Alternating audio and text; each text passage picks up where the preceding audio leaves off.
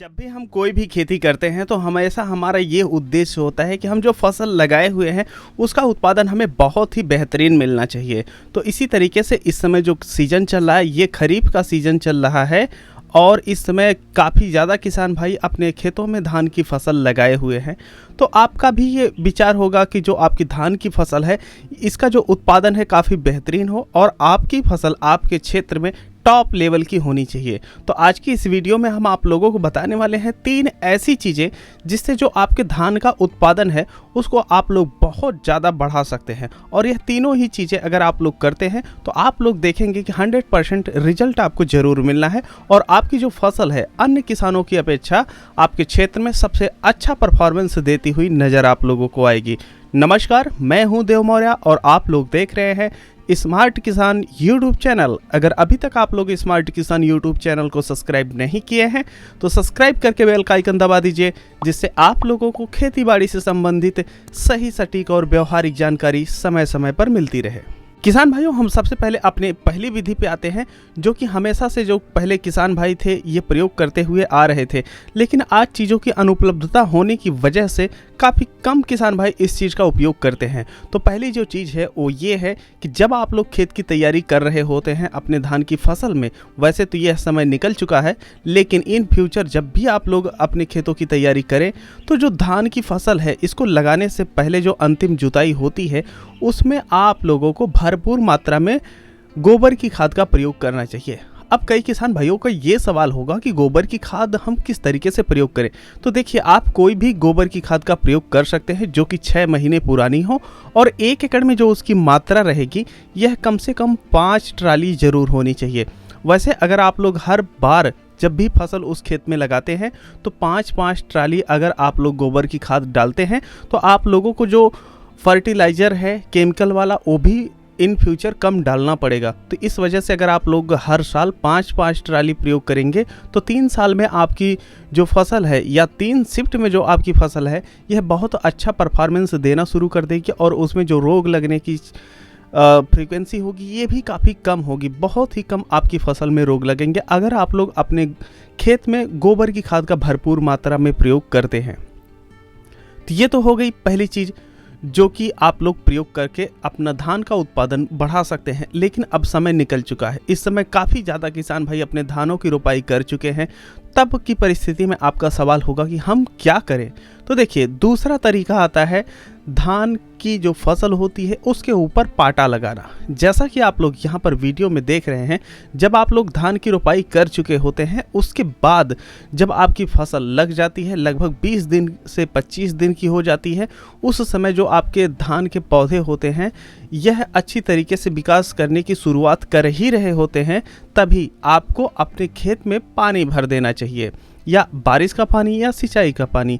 और इस दौरान जो आपका पाटा होता है जिससे मिट्टी समतल की जाती है, उसी तरीके से आप लोग बांस का प्रयोग कर सकते हैं, लकड़ी का प्रयोग कर सकते हैं, या कोई भी वजनदार जो समतल और चिकनी चीज़ का प्रयोग कर सकते हैं आप पाटा लगाने के लिए। तो इस तरीके से जब आप लोग पाटा लगाते हैं तो जो आपके धान की पौध होती है यह नीचे की तरफ दब जाती है और उसका जो भाग होता है नीचे का तना यह कुछ देर के लिए हल्का हल्का डैमेज हो जाता है, जिसकी वजह से जो आपके धान की फसल होती है यह ऊपरी विकास करने के बजाय आपके धान के पौधों में कल्लों की संख्या को काफ़ी ज़्यादा बढ़ा देती है। तो इस वजह से जितने ज़्यादा कल्ले आपके धान के पौधे में रहेंगे उतना ही ज़्यादा बालियाँ उसमें रहेंगी और उतना ही ज़्यादा आप लोगों को उत्पादन देखने को मिलेगा। तो यह दूसरी जो चीज़ है यह आप लोगों को एकदम फ्री में मिल जाती है। इसमें कोई भी चीज़ आपको मार्केट से नहीं खरीदना होता है। लेकिन आप लोगों को एक चीज़ ध्यान रखना चाहिए कि जब आप लोग ऐसा करने जाएं तो आपकी जो धान की पौध है यह अच्छी तरीके से लगी हुई हो और उस खेत में कम से कम 2 से 3 इंच या 4 इंच पानी उपलब्ध होना चाहिए, जिससे जो आपकी धान की पौध है यह ज़्यादा डैमेज ना होने पाए। तो इस चीज़ को आप लोग अपने खेतों में अप्लाई कर सकते हैं। यह टोटल आप लोगों को फ्री में मिल जाती है। और कई किसान भाइयों को विश्वास नहीं होगा, तो हम एक चीज़ बताना चाहेंगे। कहीं भी अगर आप लोग देखते हैं धान की पौध है या गेहूं की पौध है, जब कोई जानवर उसे खा जाता है तो जो उसका ऊपरी विकास होता है यह अवरोधित हो जाता है, जिसकी वजह से आप लोग देखते होंगे कि उसके बगल से कल्ले ज़्यादा निकलते हैं। तो अब आप लोग समझ सकते हैं कि अगर आप लोग पाटा लगाते हैं तो आप लोगों को अपने धान की फसल में अवश्य रूप से जो कल्ले हैं इनका विकास देखने को मिलेगा। तो ये हो गई दूसरी चीज़ जिससे आप अपने धान का उत्पादन बढ़ा सकते हैं। अब हम आते हैं तीसरी चीज़ पे। जब आप लोग अपने धान में पहली खाद लगाने जाते हैं तो काफ़ी किसान भाई होते हैं जो या तो सिर्फ यूरिया का प्रयोग कर लेते हैं या फिर डीएपी का प्रयोग कर लेते हैं या फिर एनपीके का प्रयोग कर लेते हैं। तो ऐसी परिस्थिति में उन किसान भाइयों को जो रिजल्ट मिलना चाहिए वह रिजल्ट नहीं मिल पाता है। आप लोगों को धान की जो पहली खाद होती है उसमें आप लोगों को मार्केट में एक खाद आती है सीवीड एक्सट्रैक्ट के नाम से। ये उसका होता है जिसे कुछ लोग जाइम भी कहते हैं। तो ये जो सीवीड एक्सट्रैक्ट होता है यह दानेदार काले रूप में अक्सर मार्केट में आप लोगों को देखने को मिलता है। यह आप लोगों को अपने 1 एकड़ के धान में 5 किलो से लेकर के 10 किलो प्रति एकड़ तक प्रयोग करना चाहिए। इससे होता यह है कि जो आपके खेत की क्षमता होती है यह काफ़ी ज़्यादा बढ़ जाती है, जिसकी वजह से जो आपके धान के कल्ले हैं ये ज़्यादा निकलते हैं।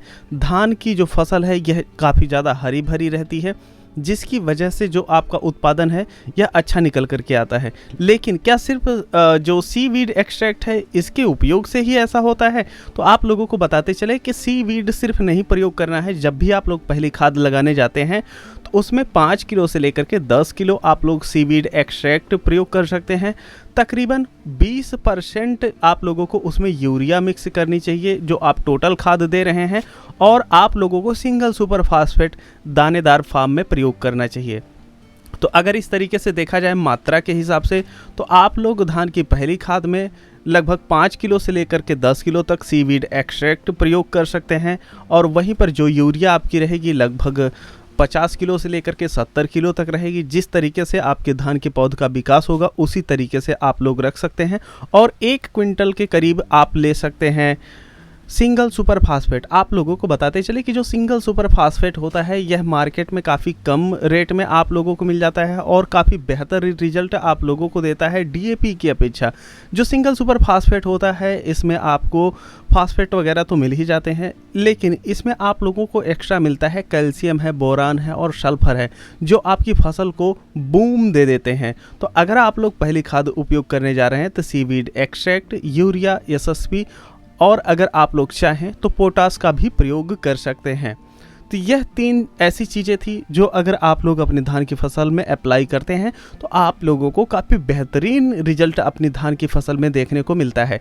तो अगर किसान भाइयों आप लोग इस वीडियो को देख रहे हैं, इसमें से कोई भी विधि अगर प्रयोग किए हैं उसका रिजल्ट कितना बेहतरीन रहा है कमेंट सेक्शन में ज़रूर बताएं, जिससे और भी किसान भाई ये जान पाए कि यह जो चीज़ें बताई गई हैं उसका कितना बेहतर रिजल्ट आप लोगों को मिलता है।